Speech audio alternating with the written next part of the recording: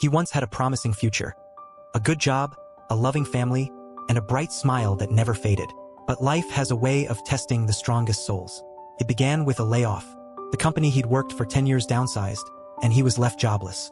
Then, within months, his wife left, taking their child with her. Alone and penniless, he fell into despair. Days turned into weeks of lying in bed, staring at the cracks in the ceiling, wondering where it all went wrong.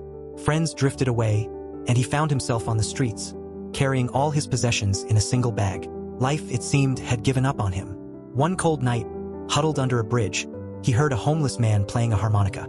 The haunting tune reminded him of something he had forgotten: hope. The next morning, he decided to fight back. He walked into a community center and asked for help. It was his first step toward rebuilding. They found him a shelter and a small job cleaning offices. It wasn't much, but it gave him purpose, a reason to wake up each day. Every spare moment, he applied for jobs, took free online courses, and read books at the local library, determined to better himself. The rejections piled up, but he refused to quit.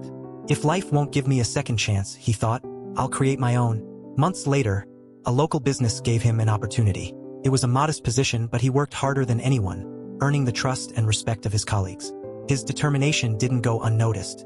Within a year, he was promoted, and for the first time in years, he rented a small apartment of his own. With stability came confidence. He reconnected with his child, proving to his son that resilience runs in their blood. He began sharing his story with others at shelters, inspiring them to keep going even when life seemed to have given up on them.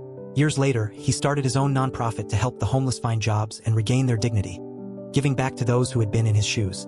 When asked how he turned his life around, he simply smiled and said, "Life may give up on you, but you can't give up on yourself."